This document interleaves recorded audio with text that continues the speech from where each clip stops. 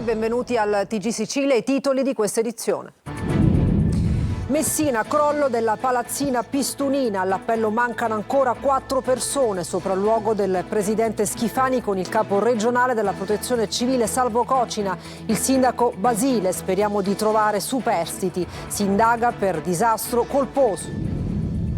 Weekend da bollino nero sulle strade e autostrade siciliane, lunghe file ai caselli a Catania e San Gregorio. La coda è arrivata fino allo svincolo di Gravina, partenze che devono fare i conti col caro carburante e col forte caldo.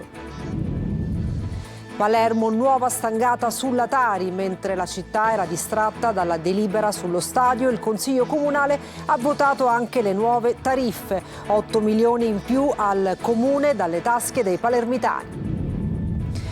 A Mondello è inaugurato uno spazio gratuito per permettere a tutti di vivere la borgata marinara tra sport, benessere e musica. Fino al termine della stagione estiva sarà aperta ai cittadini, turisti, famiglie e atleti, dove il mare diventa il punto di incontro tra sport, cultura, musica e intrattenimento.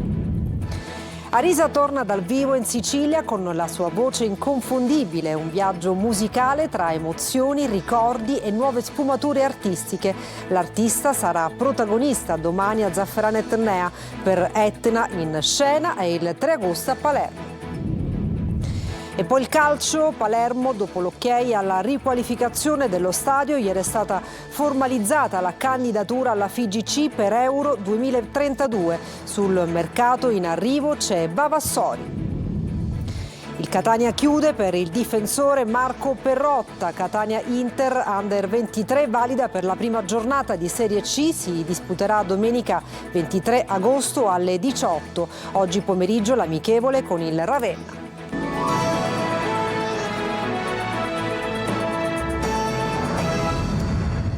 Bentrovati a Messina dopo il recupero di Rosa Leone, il fratello Carmelo Leone. Si cercano ancora 4 dispersi del disastroso crollo della palazzina Pistunina. Vigili del fuoco e protezione civile lavorano senza sosta. Per noi e per tutti gli aggiornamenti in collegamento da Messina c'è Adelaide Barbagallo. Adelaide.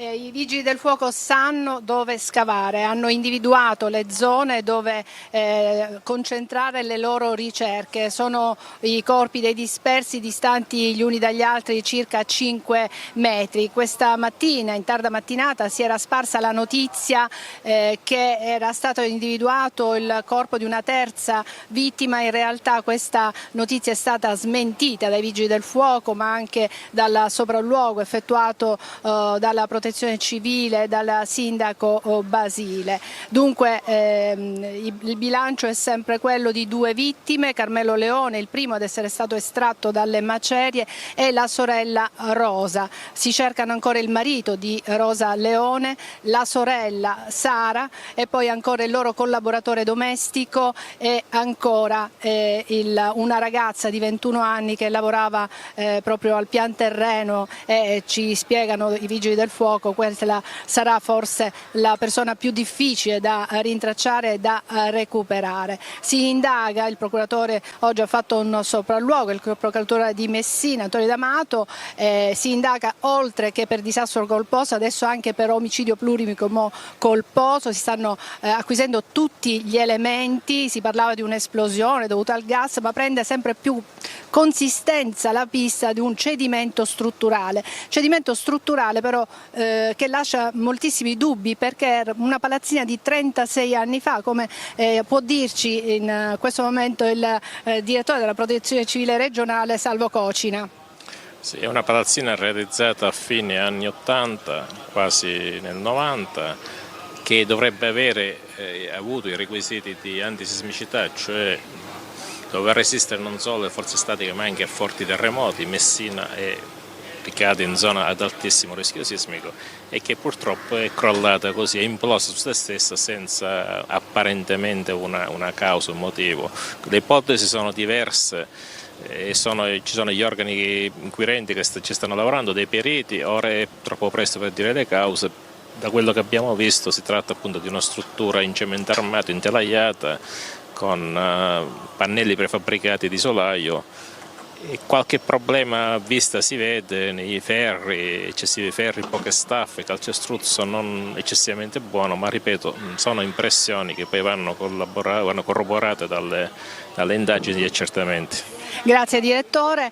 Dunque le ricerche, come vi dicevamo, proseguono con grande difficoltà anche per i fumi che si sprigionano dalle macerie, che confondono un po' il fiuto dei cani molecolari. Abbiamo sentito il comandante dei Vigili del Fuoco.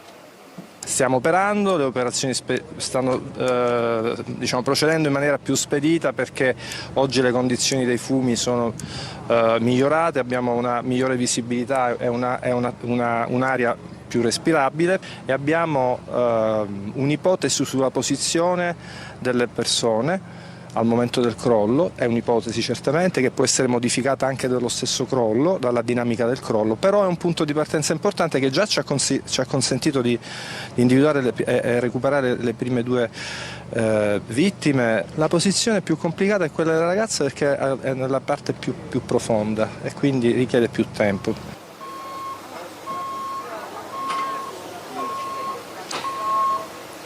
Ecco, come sentite, la difficoltà maggiore è per rintracciare Alessandra Frazzica, di 21 anni, che lavorava appunto proprio a Pianterreno, una famiglia, quella dei Leoni, molto conosciuta in città. Questa mattina c'è stato il sopralluogo anche del Presidente della Regione Renato Schifani, che ha voluto essere qui presente per verificare un po' lo stato dell'opera, i controlli, ma soprattutto verificare se serve qualcosa ai Vigili del Fuoco per accelerare le ricerche. Con lui c'era anche il sindaco di Messina, Basile. Sentiamolo. Di nuovo poco rispetto a quello che già conosciamo, si sta lavorando incessantemente seguendo un po' una strada in base alla quale è stato recuperato questa notte alle 4 il secondo corpo del concittadina Leone. Il Presidente è stato qua per dare una vicinanza estrema alla comunità, ha voluto un po' verificare lo stato dell'arte con la Protezione Civile regionale. Ha dato massima disponibilità per quelli che sono i supporti logistici, perché poi in un'azione come questa, come vedete, c'è una grande macchina che si mette in moto. Stiamo continuando ad attendere, nella consapevolezza che la strada che i vigili hanno un po' intrapreso dovrebbe metterci in condizioni in queste ore di poter individuare anche gli altri, mi auguro, superstiti.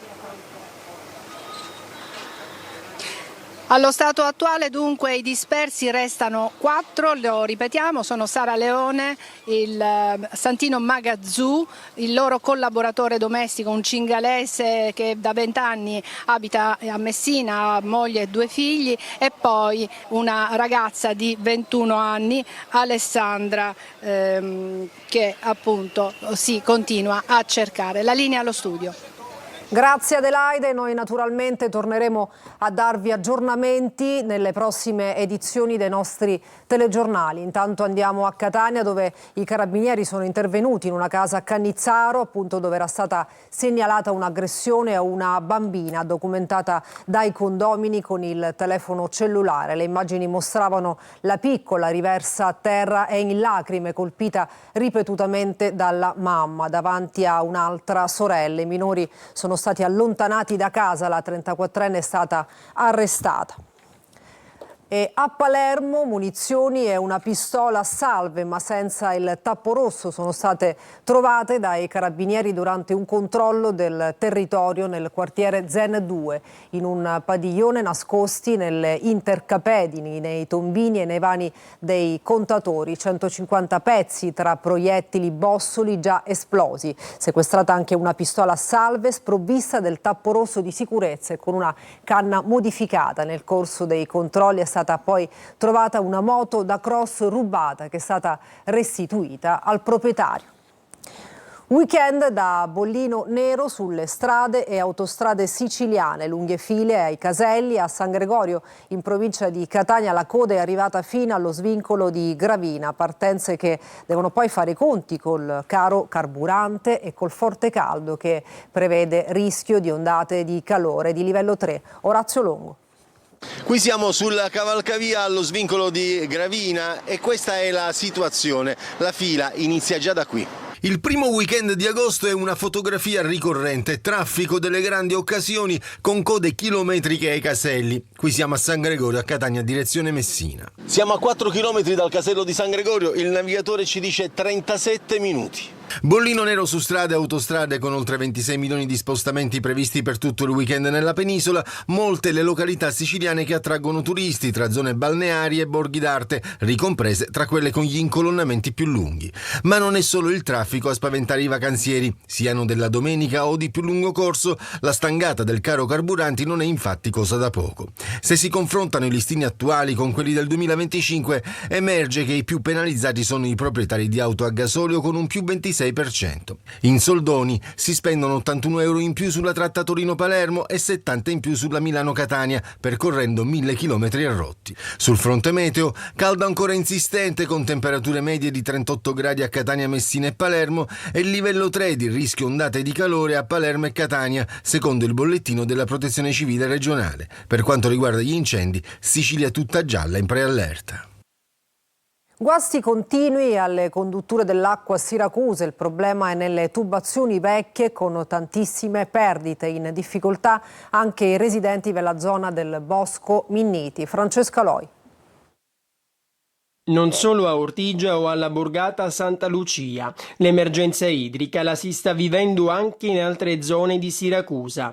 Qui siamo a Bosco Minniti. Siamo stati più di un mese proprio senza acqua, che siamo stati costretti ad andare alla ricerca di acqua con bottiglie, bidoncini, per poterci magari darci una rinfrescata. Ormai è da settimane e settimane che la situazione è questa. Rubinetti a secco, o per i più fortunati, naturalmente si fa per dire, acqua a bassa pressione. Siamo costretti a raccogliere prima l'acqua in un catino, poi con un boccale farsi la doccia, farsi lo shampoo, che veramente è diventata un'odissea farsi una doccia. Ridurre ogni spreco è l'appello sempre attuale che arriva da Retusacque.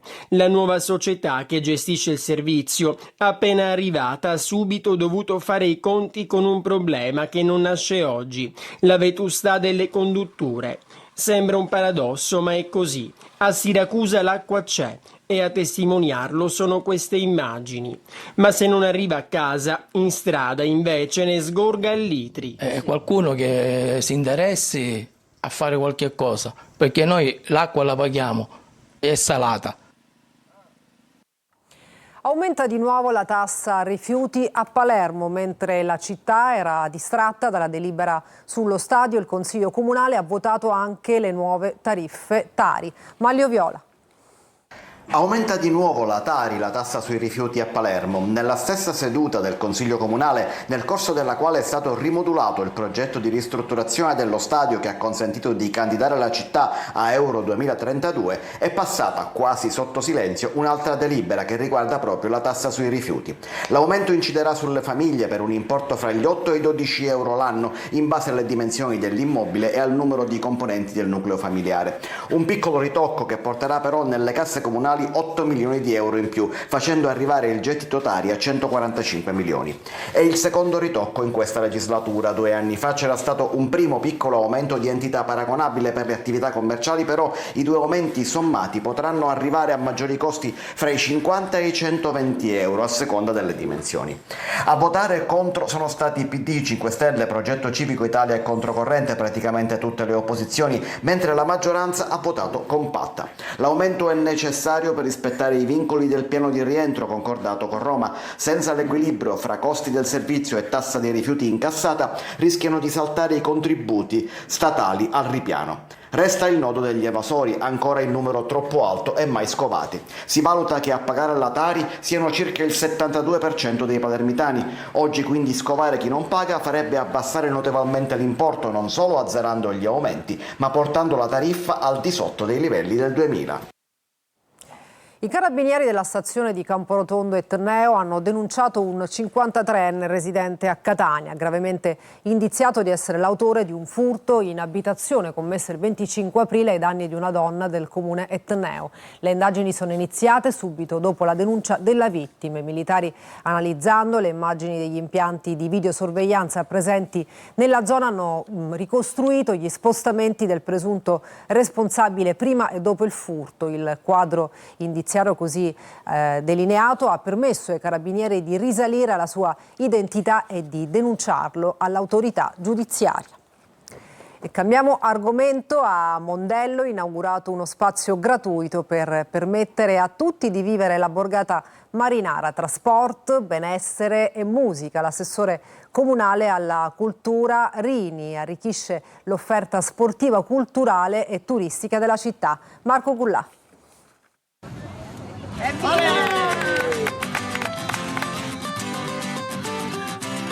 Non solo mare, Mondello apre il suo litorale anche ad altre attività. Fino al termine della stagione estiva uno spazio polivalente sarà aperto ai cittadini, turisti, famiglie e atleti, dove il mare diventa il punto di incontro tra sport, cultura, musica e intrattenimento. Uno spazio gratuito che potrà permettere di vivere la borgata marinara a 360 gradi. Mondello Sport Beach, un luogo dove i servizi incontrano la cultura di benessere. Finalmente un posto totalmente gratuito, aperto, dove chiunque può venire a godere dei servizi e soprattutto di un'area attrezzata dove poter far incontrare il benessere del proprio fisico insieme a tantissime attività.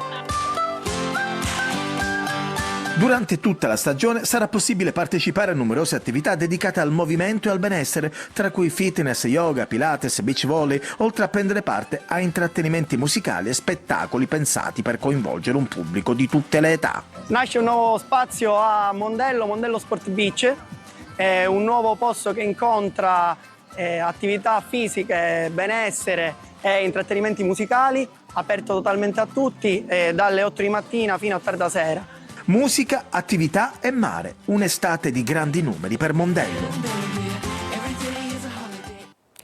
Un appello perché un pezzo di storia dell'isola di Marettimo, la più lontana delle isole delle Egadi, non venga perduto. La struttura diventa privata, da anni è completamente in stato di abbandono e rischia di crollare. L'associazione Marettimo chiede un intervento urgente perché torni ad essere patrimonio di tutti. Laura Spanò. Recuperare e valorizzare il faro di Punta Libeccio a Marettimo, restituendolo alla collettività con una destinazione interamente pubblica, è l'appello lanciato dall'Associazione Culturale, Sportiva, Ricreativa e Turistica Marettimo. Salvare il faro di Punta Libeccio non è soltanto salvare un edificio di pietra, perché di fatto quel faro non è un edificio, quel faro è identità, patrimonio culturale, è la storia importante di tutti i guardiani del faro che hanno accompagnato la storia di quest'isola. Un appello raccolto dal sindaco Giuseppe Pagotto anche nella veste di presidente dell'area marina protetta, che ha chiesto un intervento urgente agli organi preposti per il ripristino e la valorizzazione della storica struttura.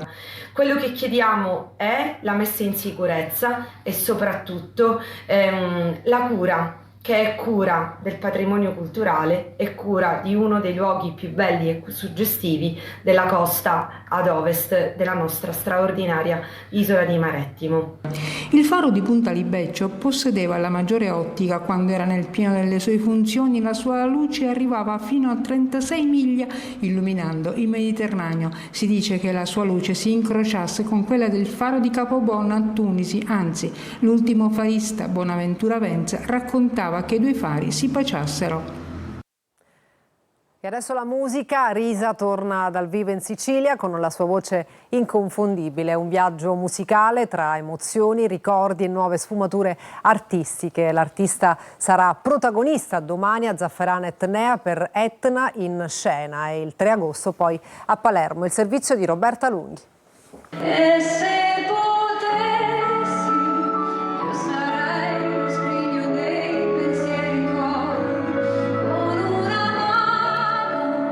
La voce inconfondibile, la capacità di emozionare e quel modo spontaneo e ironico di entrare subito in sintonia con il pubblico. Arisa è pronta a tornare dal vivo in Sicilia. Domani l'artista salirà sul palco dell'Anfiteatro Falcone Borsellino di Zafferana Etnea per la rassegna Etna in Scena, in uno degli appuntamenti più attesi dell'estate, organizzati da Punto e a Capo. Il giorno successivo sarà a Palermo, al Teatro di Verdura.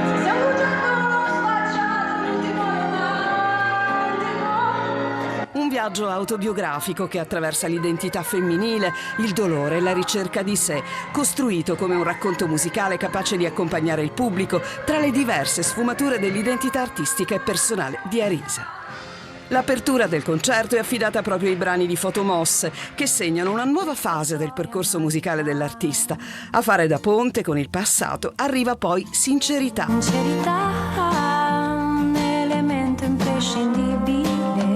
Dalla notte a Controvento, passando per Meraviglioso, Amore mio, il concerto si sviluppa come un percorso fatto di emozioni, sorrisi e momenti di partecipazione, con la magia in più delle note cantate ai piedi dell'Etna.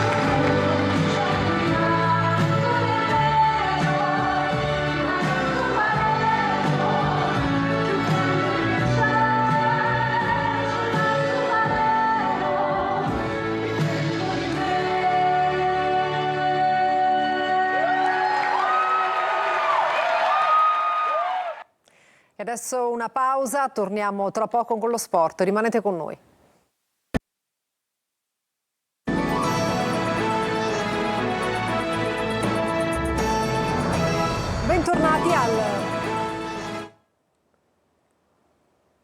Bentornati al TG Sicilia, adesso lo sport. Il Palermo, dopo l'ok alla riqualificazione dello stadio, ieri è stata formalizzata la candidatura alla FIGC per Euro 2032. Sul mercato in arrivo c'è Vavassori. Marco Gullà.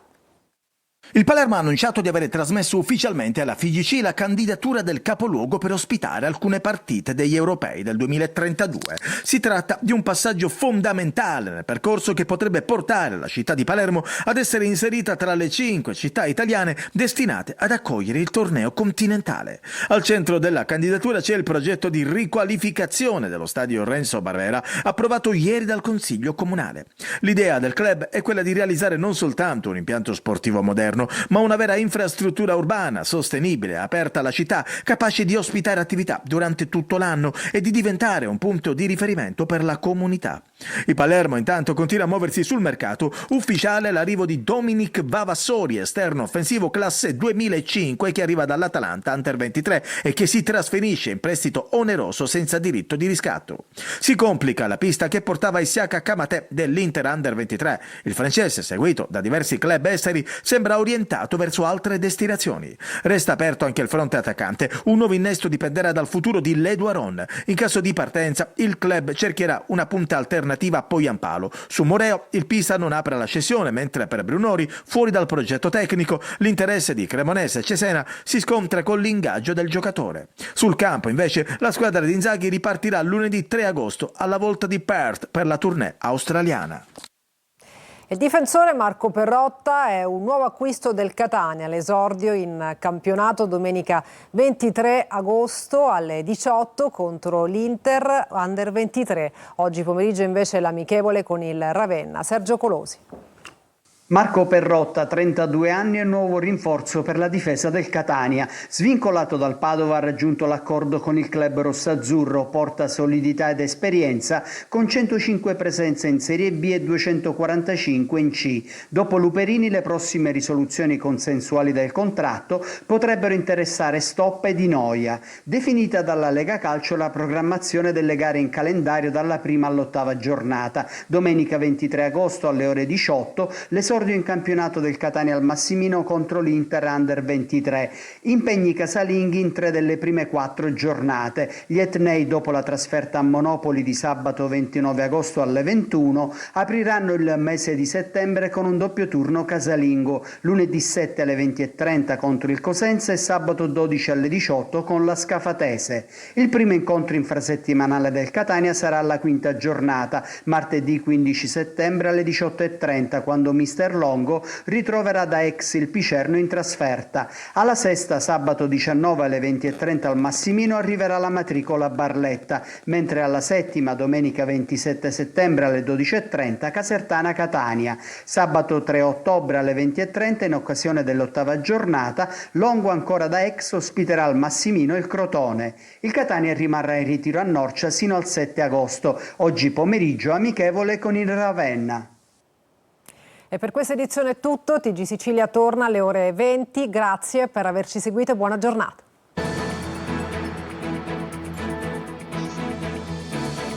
Entra nel mondo dell'informazione con l'app Sicilia Web. Resta sempre aggiornato con le news e le live in diretta.